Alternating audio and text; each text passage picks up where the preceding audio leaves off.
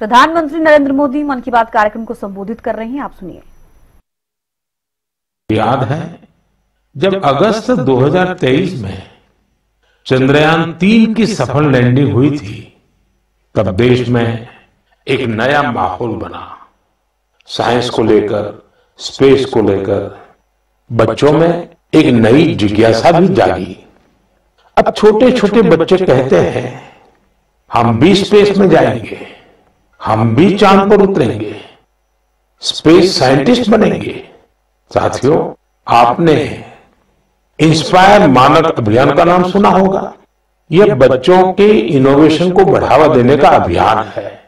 इसमें हर स्कूल से 5 बच्चे चुने जाते हैं। हर बच्चा एक नया आइडिया लेकर आता है। इससे अब तक लाखों बच्चे जुड़ चुके हैं और चंद्रयान 3 के बाद तो इनकी संख्या दोगुनी हो गई है। देश में स्पेस स्टार्टअप भी तेजी से बढ़ रहे हैं। 5 साल पहले 50 से भी कम स्टार्टअप थे, आज 200 से ज्यादा हो गए हैं सिर्फ स्पेस सेक्टर में। साथियों, अगले महीने 23 अगस्त को नेशनल स्पेस डे है। आप इसे कैसे मनाएंगे? कोई नया आइडिया है क्या? मुझे नमो ऐप पर जरूर मैसेज भेजिएगा। साथियों, 21वीं सदी के भारत में आज साइंस एक नई ऊर्जा के साथ आगे बढ़ रही है। कुछ दिन पहले हमारे छात्रों ने इंटरनेशनल केमिस्ट्री ओलंपियाड में मेडल जीते हैं। देवेश पंकज, संदीप कुची, देवव्रत प्रियदर्शी और उज्जवल केशरी, इन चारों ने भारत का नाम रोशन किया। मैथ्स की दुनिया में भी भारत ने अपनी पहचान को और मजबूत किया है।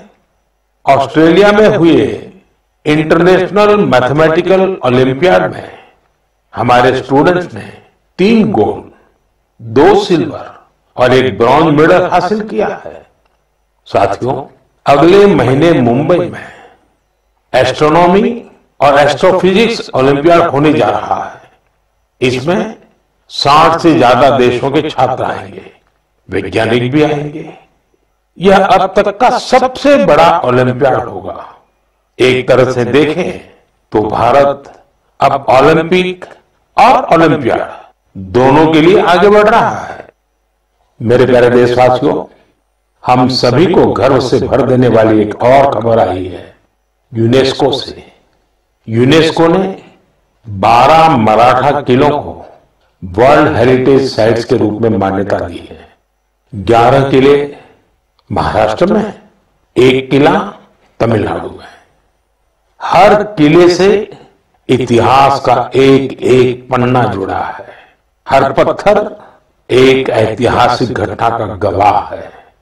सल्लेर का किला, जहां मुगलों की हार हुई, शिवनेरी, जहां छत्रपति शिवाजी महाराज का जन्म हुआ, किला ऐसा जिसे दुश्मन भेद न सके। खांदेरी का किला, समुद्र के बीच बना अद्भुत किला। दुश्मन उन्हें रोकना चाहते थे, लेकिन शिवाजी महाराज ने असंभव को संभव करके दिखा दिया। प्रतापगढ़ का किला, जहां अफजल खान पर जीत हुई, उस गाथा की गूंज आज भी किले की दीवारों में समाई है। विजय दुर्ग, जिसमें गुप्त सुरंगें थी, छत्रपति शिवाजी महाराज की दूरदर्शिता का प्रमाण इस किले में मिलता है। मैंने कुछ साल पहले रायगढ़ का दौरा किया था। छत्रपति शिवाजी महाराज की प्रतिमा के सामने नमन किया था। यह अनुभव जीवन भर मेरे साथ रहेगा। साथियों, देश के और हिस्सों में भी ऐसे ही अद्भुत किले हैं जिन्होंने आक्रमण झेले, खराब मौसम की मार झेली, लेकिन आत्मसम्मान को कभी भी झुकने नहीं दिया। राजस्थान का चित्तौड़गढ़ का किला, कुंभलगढ़ किला, रणथंभौर किला, आमेर किला, जैसलमेर का किला तो विश्व प्रसिद्ध है। कर्नाटका में गुलबर्गा का किला भी बहुत बड़ा है। चित्रदुर्ग के किले की विशालता भी आपको कौतूहल से भर देगी कि उस जमाने में किला बना कैसे होगा। साथियों, उत्तर प्रदेश के बांदा में है कालिंजर किला। महमूद गजनवी ने कई बार इस किले पर हमला किया और हर बार असफल रहा। बुंदेलखंड में ऐसे कई किले हैं, ग्वालियर, झांसी, दतिया, अजयगढ़, गढ़कुंडार, चंदेरी। ये किले सिर्फ ईंट पत्थर नहीं है, ये हमारी संस्कृति के प्रतीक है। संस्कार और स्वाभिमान आज भी इन किलों की ऊंची ऊंची दीवारों से जागते हैं। मैं सभी देशवासियों से आग्रह करता हूं, इन किलों की यात्रा करें, अपने इतिहास को जानें, गौरव महसूस करें। मेरे प्यारे देशवासियों, आप कल्पना कीजिए, बिल्कुल भोर का वक्त, बिहार का मुजफ्फरपुर शहर, तारीख है 11 अगस्त 1908। हर गली, हर चौराहा, हर हलचल उस समय जैसे थमी हुई थी।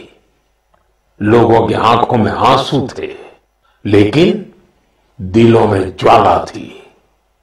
लोगों ने जेल को घेर रखा था, जहां एक 18 साल का युवक अंग्रेजों के खिलाफ अपना देश प्रेम व्यक्त करने की कीमत चुका रहा था। जेल के अंदर अंग्रेज अफसर एक युवा को फांसी देने की तैयारी कर रहे थे। उस युवा के चेहरे पर भय नहीं था, बल्कि गर्व से भरा हुआ था।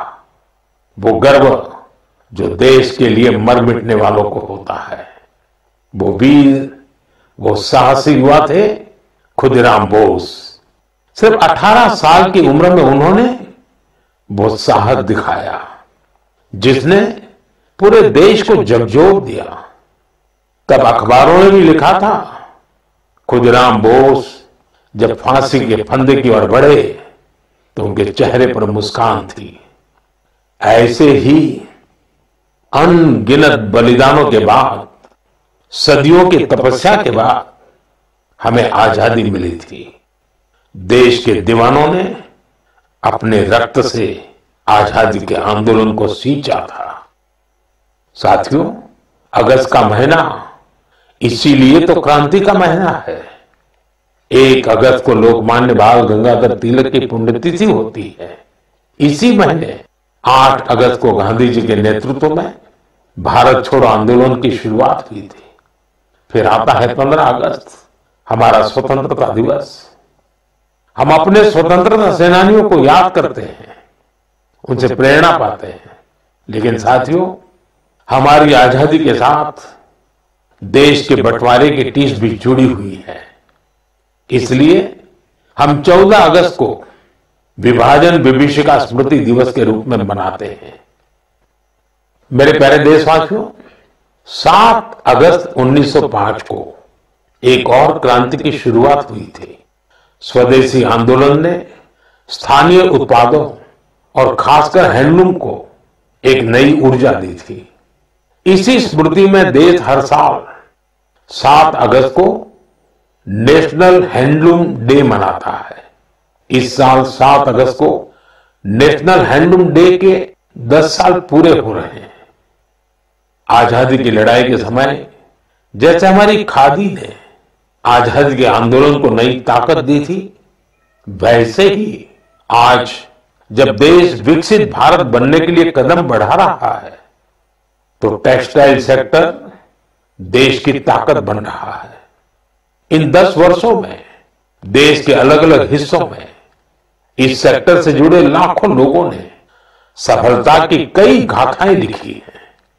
महाराष्ट्र के पैठण गांव की कविता धवले पहले एक छोटे से कमरे में काम करती थी। न जगह थी और न ही सुविधा। सरकार से मदद मिली, अब उनका हुनर उड़ान भर रहा है। वो 3 गुना ज्यादा कमा रही है। खुद अपनी बनाई पैठणी साड़ियां बेच रही है। उड़ीसा के मयूरभंज में भी सफलता की ऐसी ही कहानी है। यहाँ 650 से ज्यादा आदिवासी महिलाओं ने संथाली साड़ी को फिर से जीवित किया है। अब ये महिलाएं हर महीने हजारों रुपये कमा रही हैं। ये सिर्फ कपड़ा नहीं बना रही, अपनी पहचान गढ़ रही हैं। बिहार के नालंदा से नवीन कुमार की उपलब्धि भी प्रेरणादायक है। उनका परिवार पीढ़ियों से इस काम से जुड़ा है, लेकिन सबसे अच्छी बात यह कि उनके परिवार ने अब इस फील्ड में आधुनिकता का भी समावेश किया है। अब उनके बच्चे हैंडलूम टेक्नोलॉजी की पढ़ाई कर रहे हैं, बड़े ब्रांड्स में काम कर रहे हैं। ये बदलाव सिर्फ एक परिवार का नहीं है, ये आसपास के अनेक परिवारों को आगे बढ़ा रहा है। साथियों, टेक्सटाइल भारत का सिर्फ एक सेक्टर नहीं है, ये हमारी सांस्कृतिक विविधता की मिसाल है। आज टेक्सटाइल और अपैरेल मार्केट बहुत तेजी से बढ़ रहा है, और इस विकास की सबसे सुंदर बात यह है कि गांवों की महिलाएं, शहरों के डिजाइनर, बुजुर्ग बुनकर और स्टार्टअप शुरू करने वाले हमारे युवा सब मिलकर इसे आगे बढ़ा रहे हैं। आज भारत में 3000 से ज्यादा टेक्सटाइल स्टार्टअप सक्रिय हैं। कई स्टार्टअप्स ने भारत की हैंडलूम पहचान को ग्लोबल हाइट दी है। साथियों, 2047 के विकसित भारत का रास्ता आत्मनिर्भरता से होकर गुजरता है, और आत्मनिर्भर भारत का सबसे बड़ा आधार है वोकल फॉर लोकल। जो चीजें भारत में बनी हो, जिसे बनाने में किसी भारतीय का पसीना बहा हो, वही खरीदे और वही बेचे, ये हमारा संकल्प होना चाहिए। मेरे प्यारे देशवासियों, भारत की विविधता की सबसे खूबसूरत झलक हमारे लोकगीतों और परंपराओं में मिलती है, और इसी का हिस्सा होता है हमारे भजन और हमारे कीर्तन। लेकिन क्या आपने कभी सुना है कि कीर्तन के जरिए फॉरेस्ट फायर के प्रति लोगों को जागरूक किया जाए? शायद आपको विश्वास न हो, लेकिन उड़ीसा के क्योंझर जिले में एक अद्भुत कार्य हो रहा है। यहां राधा कृष्ण संकीर्तन मंडली नाम की एक टोली है। भक्ति के साथ साथ ये टोली आज पर्यावरण संरक्षण का भी मंत्र जप रही है। इस पहल की प्रेरणा है प्रमिला प्रधान जी। जंगल और पर्यावरण की रक्षा के लिए उन्होंने पारंपरिक गीतों में नए बोल जोड़े, नए संदेश जोड़े। उनकी टोली गांव-गांव गई, गीतों के माध्यम से लोगों को समझाया कि जंगल में लगने वाली आग से कितना नुकसान होता है। ये उदाहरण हमें याद दिलाता है कि हमारी लोक परंपराएं कोई बीते युग की चीज नहीं है। इनमें आज भी समाज को दिशा देने की शक्ति है। मेरे प्यारे देशवासियों, भारत की संस्कृति का बहुत बड़ा आधार हमारे त्योहार और परंपराएं हैं, लेकिन हमारी संस्कृति की जीवंतता का एक और पक्ष है। ये पक्ष है अपने वर्तमान और अपने इतिहास को डॉक्यूमेंट करते रहना। हमारी असली ताकत वो ज्ञान है जिसे सदियों से पांडुलिपियां मैन्युस्क्रिप्ट के रूप में सहेजा गया है। इन पांडुलिपियों में विज्ञान है, चिकित्सा की पद्धतियां हैं, संगीत है, दर्शन है, और सबसे बड़ी बात वो सोच है जो मानवता के भविष्य को उज्जवल बना सकती है। साथियों, ऐसे असाधारण ज्ञान को, इस विरासत को सहेजना हम सबकी जिम्मेदारी है। हमारे देश में हर कालखंड में कुछ ऐसे लोग हुए हैं जिन्होंने इसे अपनी साधना बना लिया। ऐसे ही एक प्रेरणादायक व्यक्तित्व है मणि मारन जी, जो तमिलनाडु के तंजावुर से हैं। उन्हें लगा कि अगर आज की पीढ़ी तमिल पांडुलिपियों पढ़ना नहीं सीखेगी तो आने वाले समय में ये अनमोल धरोहर खो जाएगी। इसलिए उन्होंने शाम को कक्षाएं शुरू की, जहां छात्र, नौकरी पेशा युवा, रिसर्चर सब यहां आकर के सीखने लगे। मणि मारन जी ने लोगों को सिखाया कि तमिल सुवड़ियल यानी पाम लीफ मैन्युस्क्रिप्ट को पढ़ने और समझने की विधि क्या होती है। आज अनेकों प्रयासों से कई छात्र इस विधा में पारंगत हो चुके हैं। कुछ स्टूडेंट्स ने तो इन पांडुलिपियों के आधार पर ट्रेडिशनल मेडिसिन सिस्टम पर रिसर्च भी शुरू कर दी है। साथियों, सोचिए, अगर ऐसा प्रयास देश भर में हो तो हमारा पुरातन ज्ञान केवल दीवारों में बंद नहीं रहेगा, वो नई पीढ़ी की चेतना का हिस्सा बन जाएगा। इसी सोच से प्रेरित होकर भारत सरकार ने इस वर्ष के बजट में एक ऐतिहासिक पहल की घोषणा की है, ज्ञान भारतम मिशन। इस मिशन के तहत प्राचीन पांडुलिपियों को डिजिटाइज किया जाएगा, फिर एक नेशनल डिजिटल रिपोजिटरी बनाई जाएगी, जहां दुनिया भर के विद्यार्थी, शोधकर्ता भारत की ज्ञान परंपरा से जुड़ सकेंगे। मेरा भी आप सबसे आग्रह है, अगर आप किसी ऐसे प्रयास से जुड़े हैं या जुड़ना चाहते हैं तो MyGov या संस्कृति मंत्रालय से जरूर संपर्क कीजिएगा, क्योंकि यह केवल पांडुलिपियां नहीं है, यह भारत की आत्मा के वो अध्याय हैं जिन्हें हमें आने वाली पीढ़ियों को पढ़ाना है। मेरे प्यारे देशवासियों, अगर आपसे पूछा जाए कि आपके आसपास कितनी तरह के पक्षी हैं, चिड़िया है, तो आप क्या कहेंगे? शायद यही कि मुझे तो रोज 5-6 पक्षी दिख ही जाते हैं या चिड़िया दिख ही जाती है। कुछ जानी पहचानी होती हैं, कोई अनजानी, लेकिन ये जानना बहुत दिलचस्प होता है कि हमारे आसपास पक्षियों की कौन कौन सी प्रजातियां रहती हैं। हाल ही में एक ऐसा ही शानदार प्रयास हुआ है। जगह है असम का काजीरंगा नेशनल पार्क। वैसे तो ये इलाका अपने राइनोज, गैंडों के लिए मशहूर है, लेकिन इस बार चर्चा का विषय बना है यहाँ के घास के मैदान और उनमें रहने वाली चिड़िया। यह पहली बार ग्रासलैंड बर्ड सेंसस हुआ है। आप जानकर खुश होंगे, इस सेंसस की वजह से पक्षियों की 40 से ज्यादा प्रजातियों की पहचान हुई है। इनमें कई दुर्लभ पक्षी शामिल हैं। आप सोच रहे होंगे, इतने पक्षी कैसे पहचान में आए? इसमें टेक्नोलॉजी ने कमाल किया।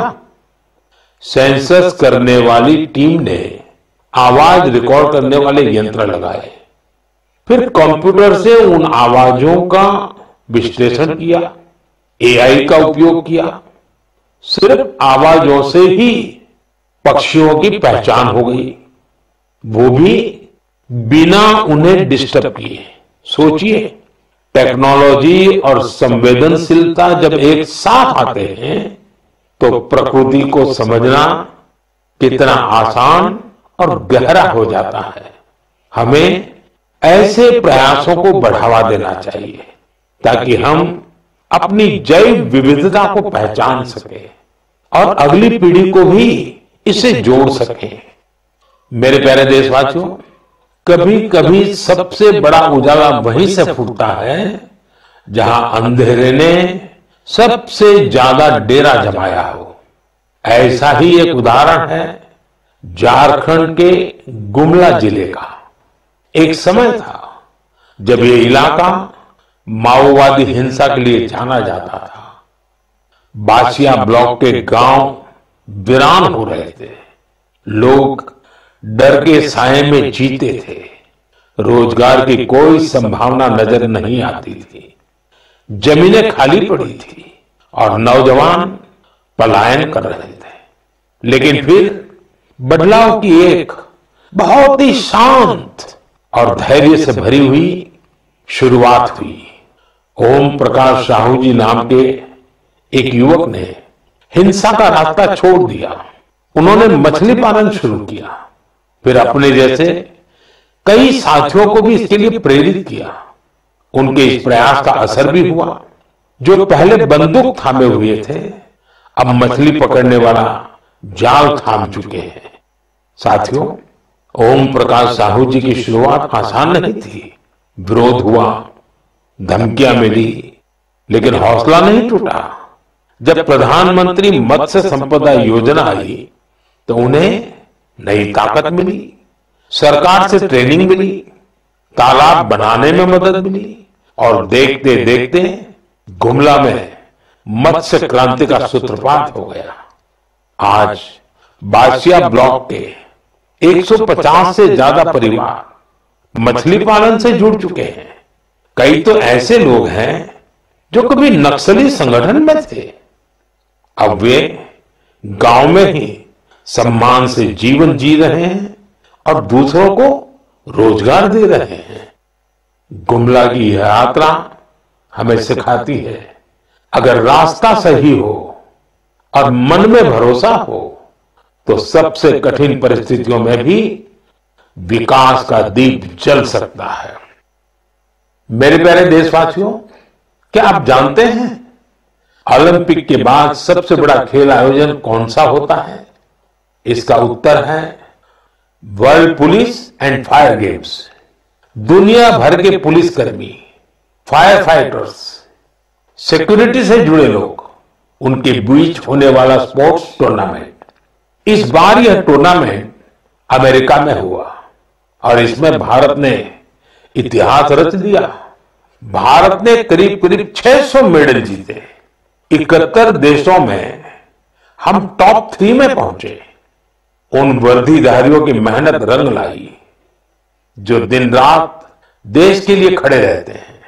हमारे ये साथी अब खेल के मैदान में भी झंडा बुलंद कर रहे हैं।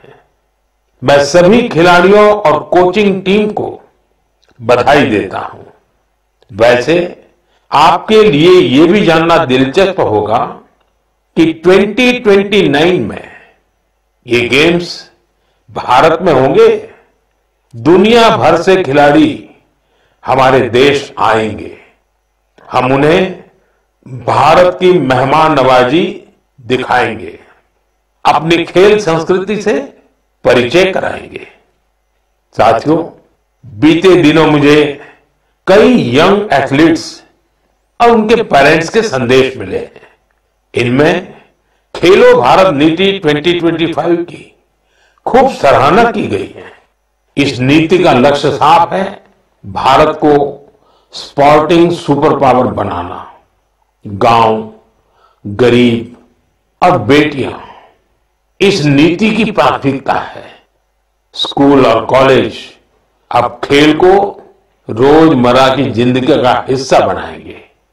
खेलों से जुड़े स्टार्टअप्स, चाहे वो स्पोर्ट्स मैनेजमेंट हो या मैन्युफैक्चरिंग से जुड़े हो, उनकी हर तरह से मदद की जाएगी।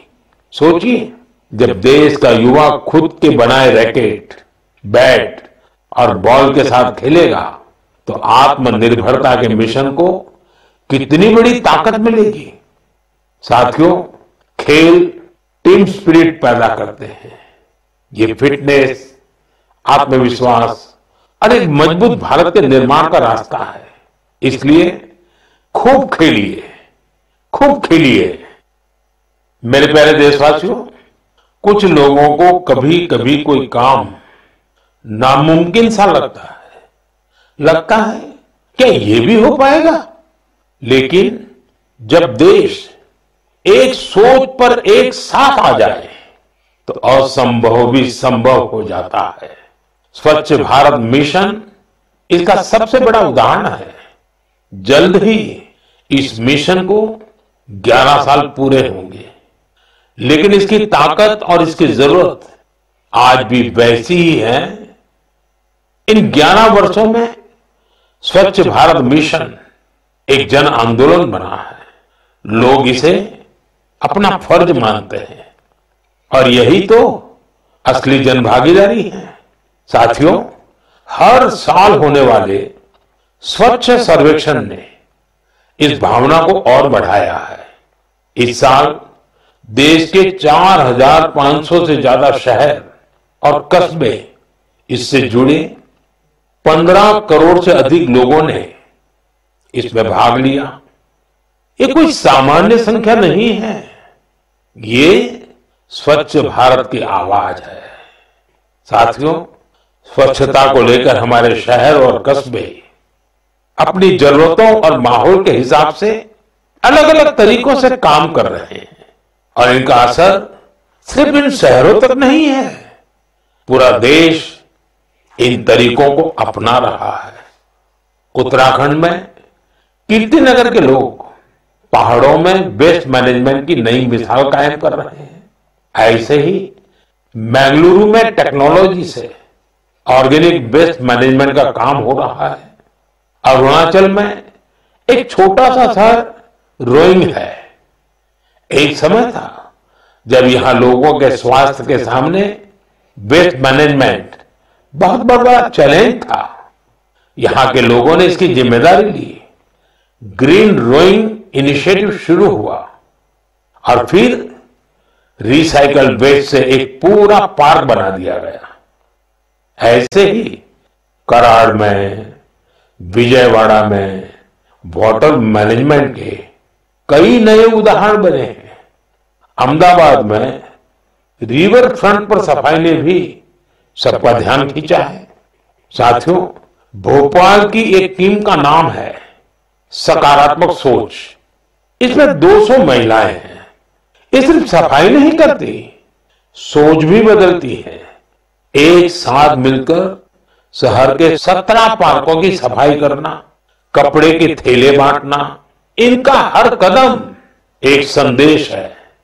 ऐसे प्रयासों की वजह से ही भोपाल भी अब स्वच्छ सर्वेक्षण में काफी आगे आ गया है। लखनऊ की गोमती नदी टीम का जिक्र भी जरूरी है। 10 साल से हर रविवार बिना थके, बिना रुके इस टीम के लोग स्वच्छता के काम में जुटे हैं। छत्तीसगढ़ के बिल्हा का उदाहरण भी शानदार है। यहां महिलाओं को वेस्ट मैनेजमेंट की ट्रेनिंग दी गई और उन्होंने मिलकर शहर की तस्वीर बदल डाली। गोवा के पणजी शहर का उदाहरण भी प्रेरक है। वहां कचरे को 16 कैटेगरी में बांटा जाता है और इसका नेतृत्व भी महिलाएं कर रही हैं। पणजी को तो राष्ट्रपति पुरस्कार भी मिला है। साथियों, स्वच्छता सिर्फ एक वक्त का, एक दिन का काम नहीं है। जब हम साल में हर दिन, हर पल स्वच्छता को प्राथमिकता देंगे, तभी देश स्वच्छ रह पाएगा। साथियों, सावन की फुहारों के बीच देश एक बार फिर त्योहारों की रौनक से सजने जा रहा है। आज हरियाली तीज है, फिर नागपंचमी और रक्षाबंधन, फिर जन्माष्टमी, हमारे नटखट कान्हा के जन्म का उत्सव। ये सभी पर्व यहां हमारी भावनाओं से जुड़े हैं। ये हमें प्रकृति से जुड़ा और संतुलन का भी संदेश देते हैं। आप सभी को इन पावन पर्वों की ढेर सारी शुभकामनाएं। मेरे प्यारे साथियों, अपने विचार और अनुभव साझा करते रहिए। अगले महीने फिर मिलेंगे। देशवासियों की कुछ और नई उपलब्धियों और प्रेरणाओं के साथ आपका ध्यान रखिए। बहुत बहुत धन्यवाद।